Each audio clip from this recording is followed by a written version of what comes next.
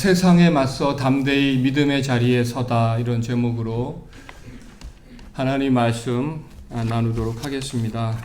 오늘 주 안에서 함께 예배드림이 참 감사하고 기쁨이 되고요. 아담이 이 마귀의 꾀임에 속아서 선악을 알게 하는 이 선악과를 따먹은 다음에 우리 하나님께서 이 아담에게 찾아오셔서 아담아 내가 어디 있느냐, 이런 질문을 하시죠. 하나님께서 아담이 어디 있는지 몰라서 그런 질문을 하셨다기보다는 불순종으로 인한 죄의 결과가 얼마나 비극적인가를 스스로 깨닫게 하기 위한 것이었다라는 사실입니다. 이제 죄의 그늘 아래 살게 된 것이고요. 질병과 고통과 허무와 죽음 같은 이런 절망과 불행이 시작되었다라는 사실입니다.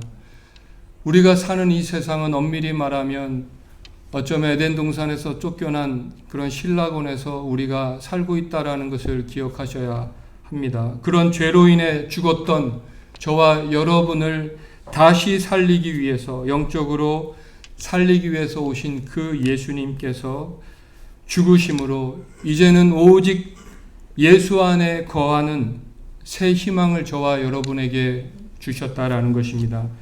여러분에게 묻습니다. 여러분은 예수 안에 거하고 계십니까? 아멘. 예. 이제 우리가 예수 안에 참 용서함을 받았다면 이제는 오직 예수 안에서 우리 인간 존재의 목적을 찾고, 이제는 예수 안에서 하나님을 알고 나를 발견하며 우리가 살아가야 한다는 것입니다. 그러므로 우리 인간 존재의 목적은 우리 생명 되신 예수님 안에서 우리 창조자 되신 우리 하나님을 섬기며 살아가는 것보다 더 큰 목적이 없다라는 사실을 저와 여러분이 다시 한번 기억하셨으면 좋겠고요. 우리가 자신의 이 존재 목적을 예수 안에 두고 이 그리스도의 사랑을 실천하며 살아갈 때 정말 상상할 수 없는 하나님 주시는 행복과 안식이 우리 삶 가운데 임하게 된다라는 것을, 또 그렇게 살도록 하나님께서 우리를 만드셨다라는 것을 우리가 기억하셨으면 좋겠습니다. 이런 존재 목적이 오늘 예배 가운데 다시 새롭게 결심되어지는 그런 은혜가 있기를 주님의 이름으로 축원합니다.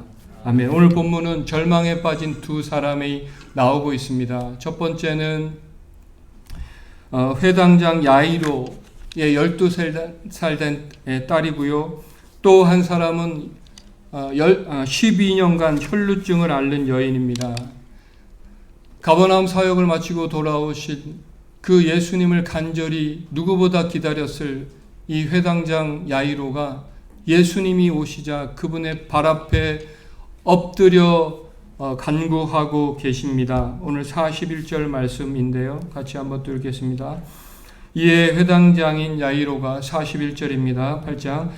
이에 회당장인 야이로라 하는 사람이 와서 예수의 발 아래 엎드려 자기 집에 오시기를 간구하니 이 회당장의 간절함과 겸손함을 볼 수가 있습니다. 이 두 사람의 공통점, 오늘 본문에는 두 사람의 공통점이 있다면 12살 된 외동딸, 그리고 12년간 혈루증을 앓는 여인. 이 12년이라는 숫자가 반복되고 있습니다. 이 10이라는 숫자는 이스라엘을 가리키는 말이고요. 12지파, 12제자, 이스라엘을 가리키고, 오늘날로 말하면 바로 영적 이스라엘 된 저와 여러분, 이 교회를 말하고 있는 것입니다. 교회된 저와 여러분에 관한 말씀이고요. 교회된 저와 여러분에게 주시는 말씀이라고 볼 수가 있습니다. 그 당시에 병들고 고통당하는 이스라엘 백성들을 향해서 주시는 말씀, 오늘날 병들고 고통당하는 교회, 그리고 이 세상에 하나님께서 주시는 말씀으로 보시면 좋을 것 같습니다. 또한 그것을 치유하기 원하시는 그 예수님의 간절함과 그 사랑을 느끼실 수 있는 그런 예배가 되었으면 좋겠습니다. 또 한 가지 공통점이 있다면요. 그들은 인생의 한계를 통해서 절망을 지금 경험하고 있다라는 사실이고요. 그들의 이 현실 앞에 주님 앞에 서는 거죠. 오늘 여러분 삶의 절망과 한계를 느끼고 계신 분이 계시다면 이 시간 주님 앞에 마음을 내어놓는 그런 시간이 되셔서 절망이 소망이 되시기를 다시 한번 축복합니다.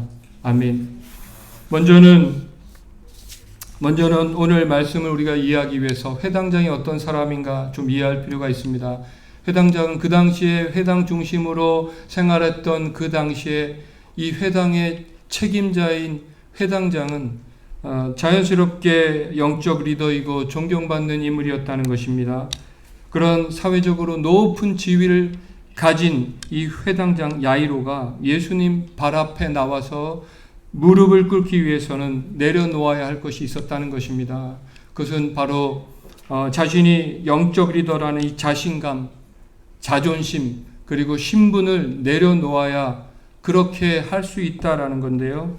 자칫하면 이러한 행동은 자기를 바라보는 사람들에게 실망을 줄 수 있고요. 또한 영적 리더십이 땅에 떨어지는 큰 손상을 입히는 행동일 수 있다는 것입니다. 그러나 자신의 딸이 죽음 앞에 있었을 때 그 모든 것은 아무 소용이 없었다라는 사실입니다. 먼저는 이 주님 앞에 우리가 서기 위해서 이러한 겸손이 필요하다. 예수님과 동행하기 위해서 이런 겸손이 필요하다는 것입니다. 뒤에도 나오지만 예수님께서 말씀하십니다. 나를 따라오려거든 자기를 부인하고 자기 십자가를 지고 나를 따라오라고 말씀하고 계시죠. 주님을 따르기 위해서, 주님과 동행하기 위해서 우리 자신을 부인하는 것이 필요한 것입니다. 예수님과 동행하는 삶이란 바로 스스로 인생의 주인이 자신이 될 수 없다라는 자기를 부인하는 삶에서 시작된다는 것이고요. 여전히 자기가 주인되어 살려고 하는 나의 이 자아를 부인할 때 진정한 평화가 우리 삶에 찾아온다라는 사실입니다. 왜 우리 자아가 죽어져야 합니까? 예수님께서 이 땅에 오셔서 그 생명을 죽으심으로 그의 생명이 많은 생명들 안에 나타났기 때문이고요. 주님께서 그 생명을 버리심으로 우리로 그 생명을 받게 하신 것처럼 또한 중요한 것은 우리에게 바로 이 자의 죽어짐을 요구하고 계시다는 것입니다. 우리가 왜 죽어야 하는가?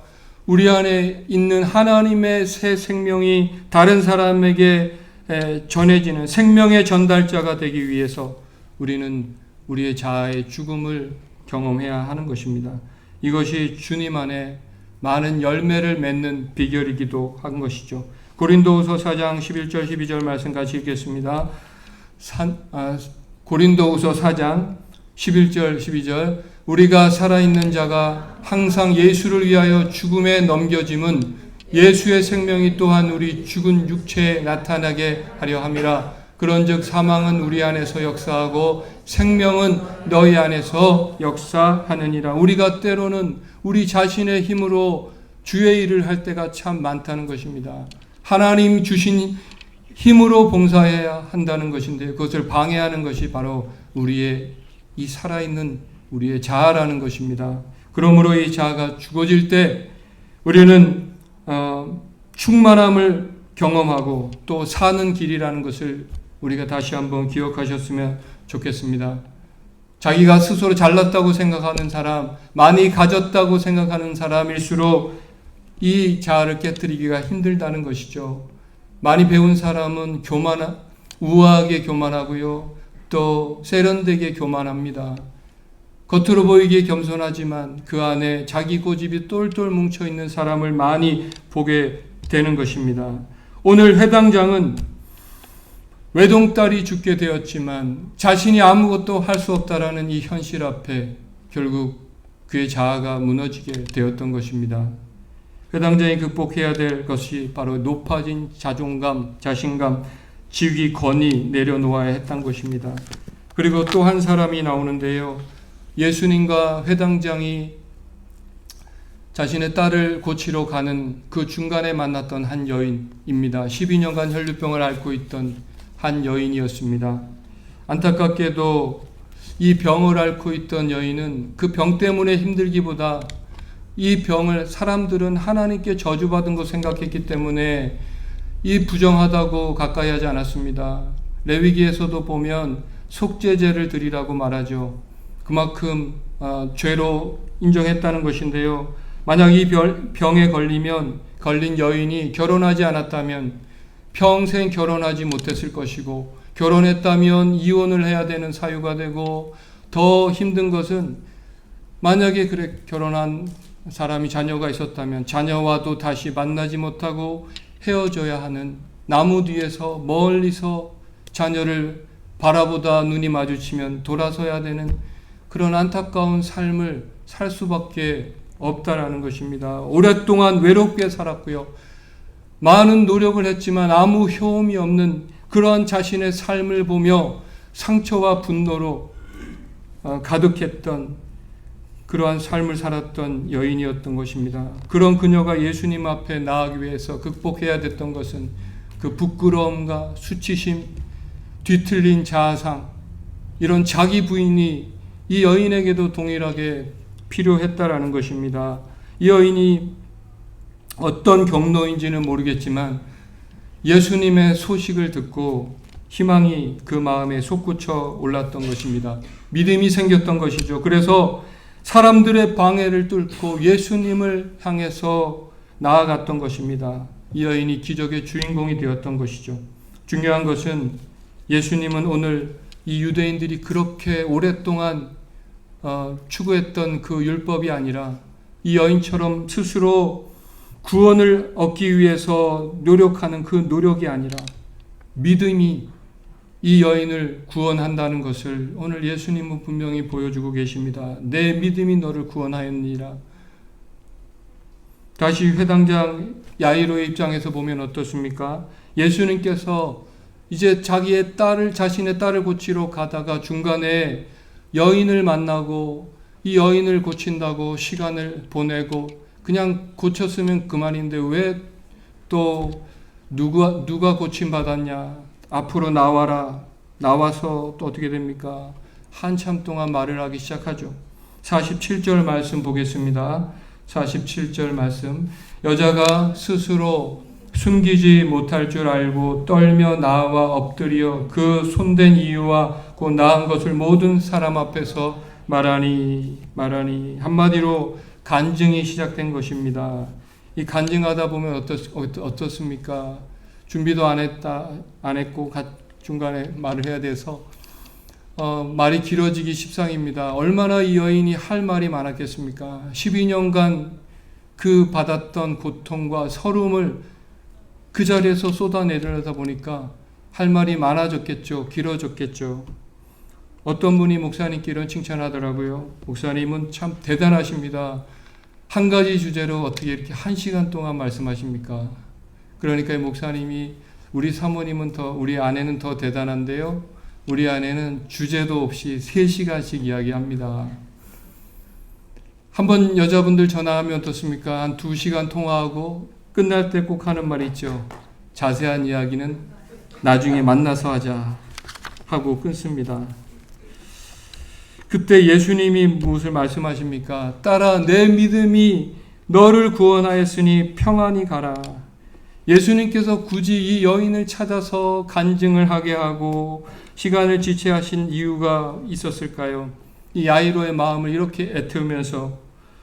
그런데 무엇보다 중요한 것은 이 그녀가 병으로 인해서 잃은 것이 다른 무엇보다 관계였다는 것입니다. 하나님께 저주받은 사람으로 사람들이 부정하다고 가까이 하지 않았기 때문에 아무하고도 어울리지 못하고 홀로 오랫동안 시간을 보냈던 그런 외로운 삶을 살았던 이 여인에게 그로 인해 그녀의 관계가 망가졌을 것입니다.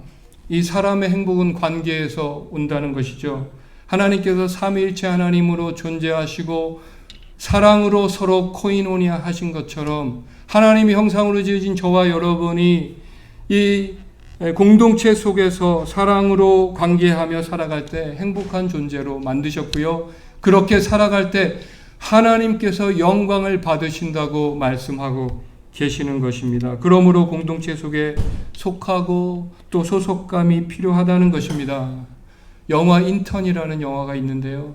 이 영화에 보면 오랫동안 회사를 다니고 정년퇴임한 주인공 로버트 드니로라는 사람이 나옵니다. 첫 번째 장면의 나레이션에서 자신은 아침 7시 반이면 비가 오나 눈이 오나 바람이 부나 스타벅스에 가서 커피를 마신다고 합니다.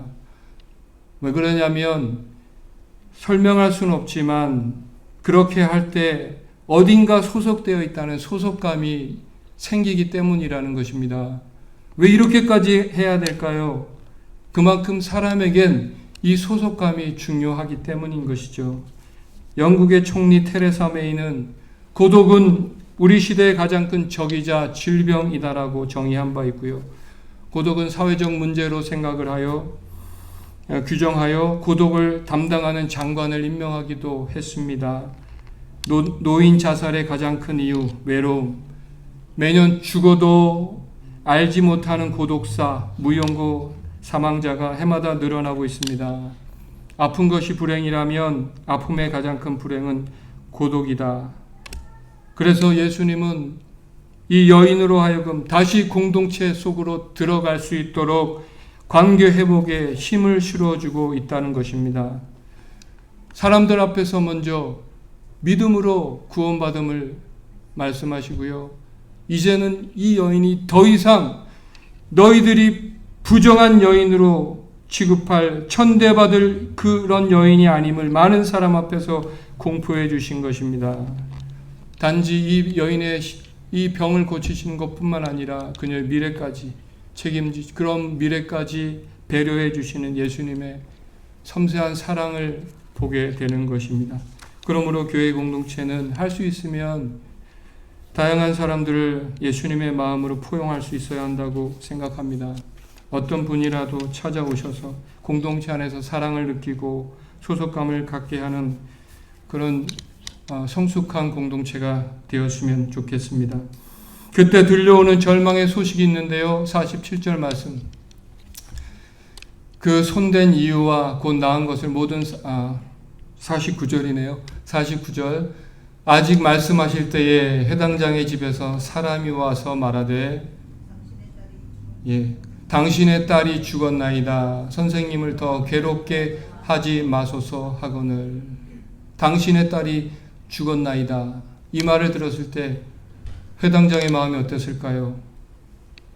이제 끝났구나. 눈물이 나지 않았겠습니까? 그동안 있었던 짧은 순간이지만 일들이 생각이 났고요. 왜 예수님은 그 중간에서 멈췄을까? 왜 이 여인은 그렇게 오랫동안 간증을 하고 난리법석을 했을까? 왜? 근데 야이로는 아무 말도 하지 않고요. 예수님의 말씀을 들었습니다.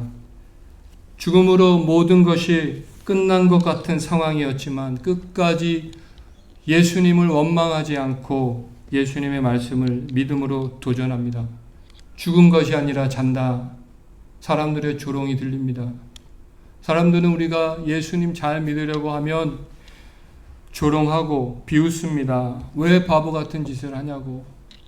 왜 바보같이 사냐고. 그만하고 포기하고. 세상이 끝났다고 말할 때 믿음으로 다시 서는 사람들이 그리스도인입니다. 세상에 맞서 상식에 맞서 다시 일어나는 사람들이 그리스도인입니다. 물론 말처럼 쉬운 것은 아니겠죠. 언젠가 손성훈 장로님 쓰신 그 제목 중에 끝날 때까지 끝난 게 아니다. 우리의 끝이 하나님의 시작인 것입니다. 끝난 것 같은 상황, 안 될 것 같은 상황, 포기해야 될 것 같은 상황, 그때 우리의 믿음이 작동할 시간입니다. 우리 교회도 청년들을 바라보며 참 안타까운 상태에 있는 정말 호주에 살고 싶지만 뜻대로 되어지지 않는 그러한 상황들을 보면서 참으로 안타까울 때가 참 많이 있는데요. 끝날 때까지 끝난 것이 아닙니다. 끝까지 믿음으로 도전하실 수 있기를 축복합니다. 아멘. 책에서 읽은 어떤 목사님 간증을 마지막으로 드리겠습니다. 어느 유명한 대학교에 생화학자이며 의학 박사인 교수 한 분이 교회를 나왔는데요.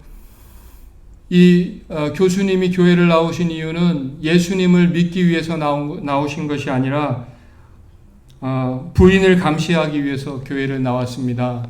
의처증이 너무 심해서 언제나 머리맡에 부엌칼을 두고 잠을 주무시는 분인데, 그분은 부인의 모든 일거수일투족을 형사가 범인을 쫓아다니듯이 따라다니며 감시를 했는데요. 그분의 부인은 남편의 이런 행동에 너무 힘들어서 결국 견디다 못해 교회에 나온 것입니다. 그런데 그분은 언제나 이 여인과 함께 감시하기 위해서 교회 뒷자리에 앉아서 예배를 드리는데요.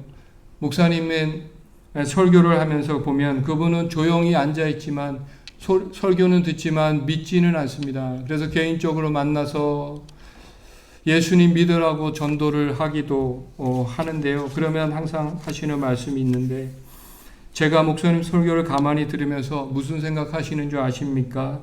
목사님은 참으로 불쌍한 사람이구나. 그렇게 생각하시는 분이 여기도 계실지 모르겠습니다. 생긴 것 보고 또 말하는 것 보면 똑똑한 사람 같은데 입으로 나오는 말은 바보 같은 말만 하시는군요. 생화학적으로나 의학적으로 볼 때 어떻게 처녀가 잉태하여 아들을 낳을 수 있단 말인가? 예수가 죽은 지 사흘 만에 부활했다더니 그게 말이나 되는가? 사람이 죽어서 사흘이 되면 세포가 다 와해되고 피도 썩어버리는데 도대체 어떻게 부활한단 말인가? 이런 이야기를 듣고 믿는 사람 참 한심한 사람이구나, 불쌍하구나, 이렇게 생각한다는 것입니다. 이런 생각을 하면서 앉아 있습니다. 과연 생화학자, 의학자다운 생각인데요. 이럴 때 또 목사님이 하시는 말씀, 교수님 당신은 내가 불쌍하다고 하지만 저는 당신이 불쌍하기 짝이 없군요. 당신은 인간적이고 경험적인 지식밖에 없습니다. 그래서 눈으로 보고 귀로 듣고 코로 냄새 맡고 입으로 맛보는 것만 만지는 것, 손으로 만지는 것밖에 믿지 않습니다. 그러나 당신은 천지를 지으신 하나님께서 우리에게 주시는 위대한 진리를 깨닫지 못하고 있습니다. 당신의 영이 죽었기 때문에 영의 지식을 알아볼 도리가 없는 거지요. 그렇기 때문에 저는 당신이 불쌍합니다. 그런데 크리스마스 날이 다가왔습니다. 크리스마스 날에 오면 항상 전하는 말씀, 동정녀 마리아에게서 태어나신 예수님 이야기인데요. 그날도 앉아있는 그분을 보면서 전혀 신경 쓰지 않고 다른 성도님들을 향해서 열심히 말씀을 전했다는 것입니다. 그런데 그런데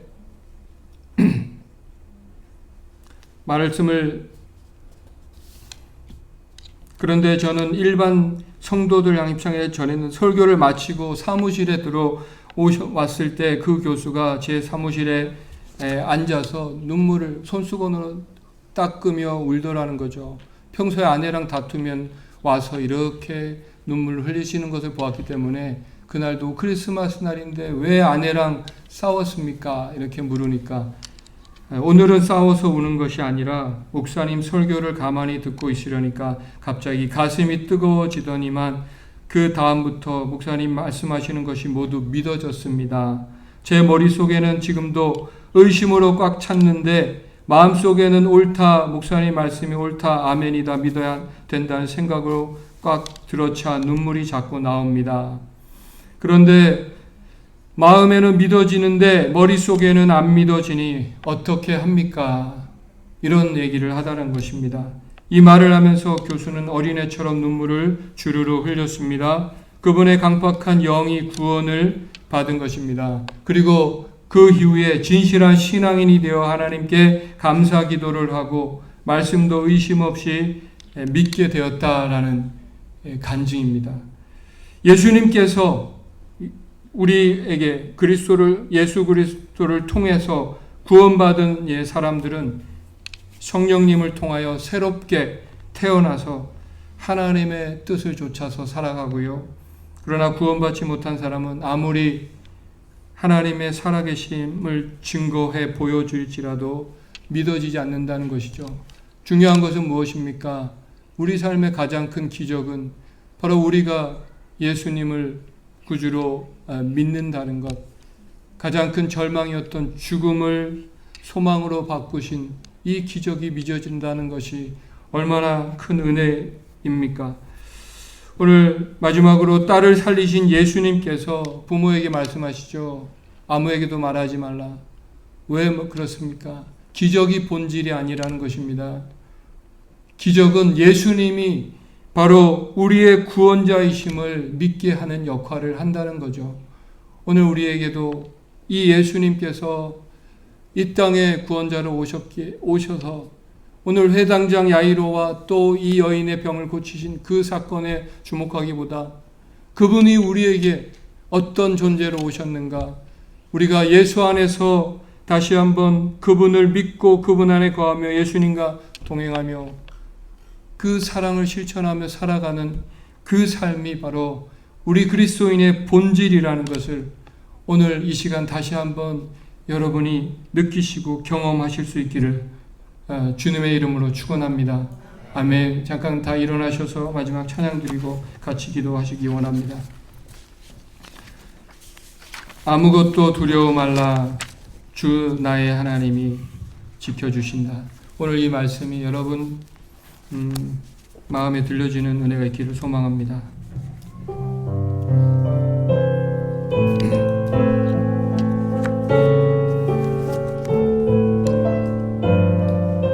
아무것도 두려워 말라. 아무것도